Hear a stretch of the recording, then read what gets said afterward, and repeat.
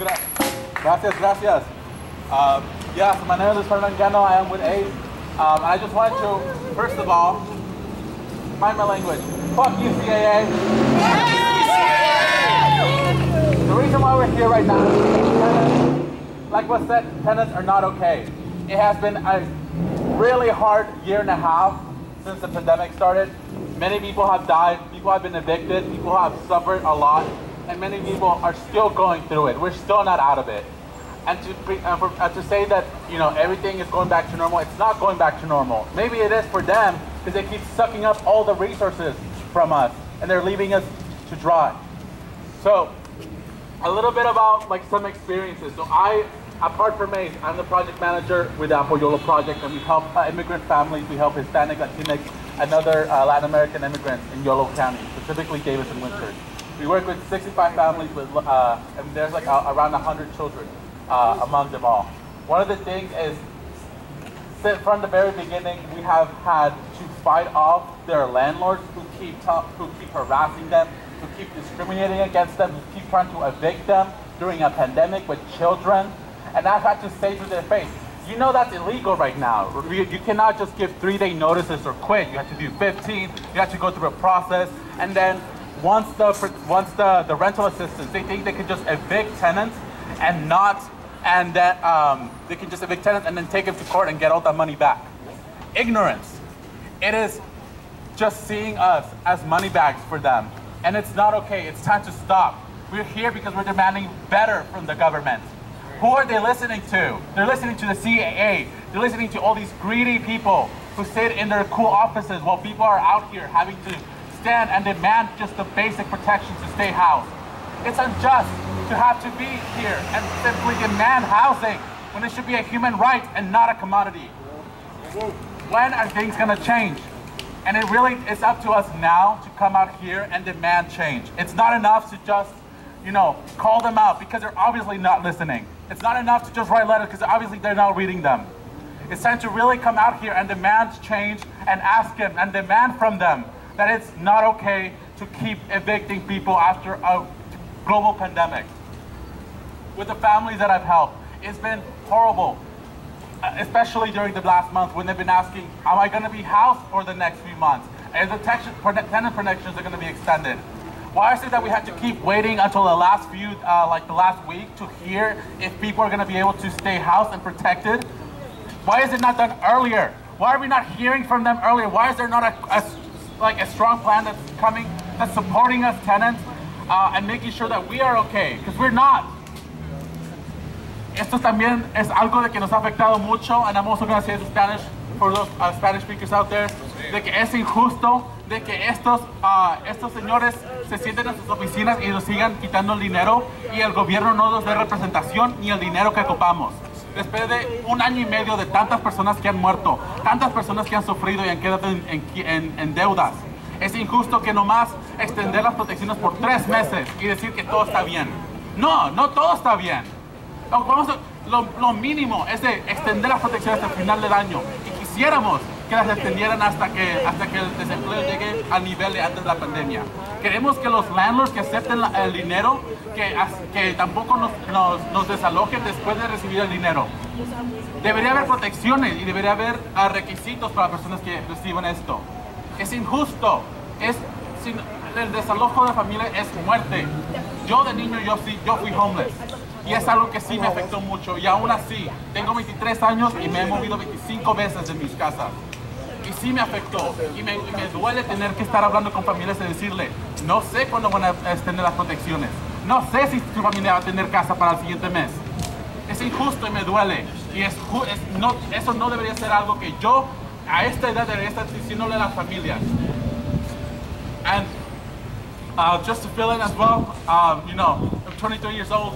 And I've moved 25 times. I've had to be homeless. I've lived in homeless shelters, in a house, but you know, it's been horrible. And it really hurts to see other kids who I have to tell their families that I don't know if you're gonna get tenant protections in the next few months. I don't know if you're gonna have a house in 3 months. And then the best part is that one of the families finally applied to the ERA program, and she called them, and what she was told is that, oh, well, your application is not going to be processed until like 1 or 2 months, so you should try paying it off with that, try paying it off until then. With what fucking money? With what fucking job? There is no jobs yet. We're still catching up. So it's not enough. So we are here to demand better from our representatives, from Governor Newsom, to give us a good, solid deal who helps tenants and doesn't just suck up to these guys, because they will just keep taking it all. Tell them what to do with their 60-page lease. They can stick it up their ass. Thank you. Yes. So yeah, I'm tired, I'm done, and I'm pretty sure many of us are also tired, and we're here to represent those who can't be here with us. Woo!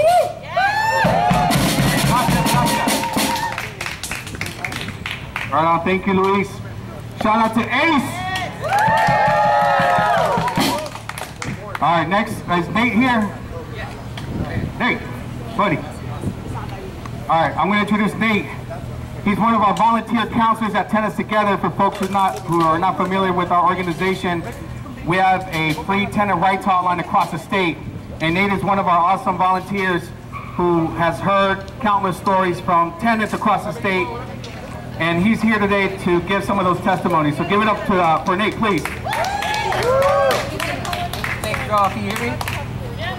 All right, awesome. So I don't want to keep it too long as far as the stories, because a lot of it's heart-wrenching, and we want to make sure we're uplifting each other up and spreading positive vibes. But I will say one story that really got to me was an elder lady from Southern California.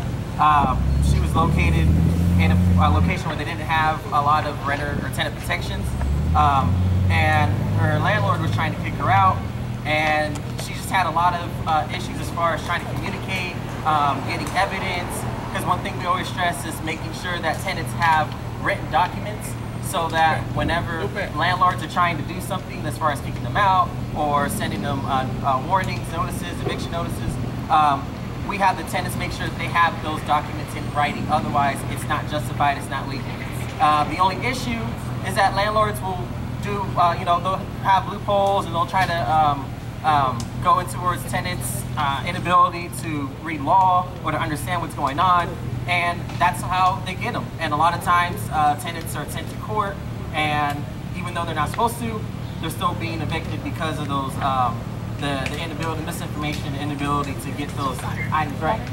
However, what we've also seen over the last few months, I don't think we've really seen much in terms of any support from any legislator, any official, even local officials, as far as protecting tenants in a meaningful way. And I know that a lot of us, some of us may think that we have some allies that are in state government. Unfortunately, we don't. Right? Are anybody in the state capitol building, any of our friends? Nope. No? They're not my friends. They're not reaching out to me, letting me know, hey, what can we do to make sure tenants are getting their rights? Are they reaching out to any of you? No. So what do we do for those tenants who are out there and they have no representation? We stand up and fight back. What do we do? Stand up, fight back. What do we do? Stand up, fight back. All right. So we want to make sure we're always doing that. And even if you're not a tenant, even if you're a homeowner, then that's where we show that solidarity. We don't want our neighbors getting kicked out of their homes just because whatever situation's going on only applies to them. It doesn't just apply to them. It affects you, your family, your community. I also work as a teacher at the Sacramento City Unified School District, and one of the issues we see with families is that a lot of them can't take their kids to school every day. A lot of them are late. You want to know why? Because they don't have housing. And if they do have housing, their family's always trying to make sure that they're, getting rent paid on time. They got to go to appointments. Some of them have even had to go to courts to make sure that they're getting their papers justified, and so that they're kicked out of their homes. And if you're a student, you don't want to be unhoused. Otherwise, you don't get the same resources from the schools, from the district, and then that leaves you at a disadvantage. And then it affects teachers and staff, where we have to ask our students what's going on. Why aren't you eating? Why aren't you getting these resources from class?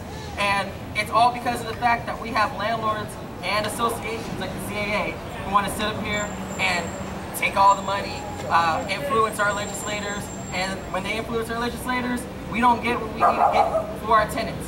So when we're taking phone calls and when we're doing research on different organizations that will help us out, we don't want to tell our people who we're responding to that there isn't not much we can do because the state's already ruined it. The state's already done what they had to do.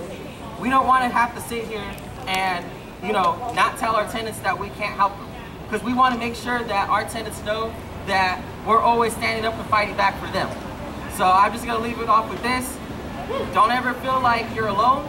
Don't ever feel like if you're in an area where there's not much support for tenants, like here in Sacramento, where we have a corrupt city local office, we have a corrupt state office. We don't have any support right now other than who we are representing within our organizations.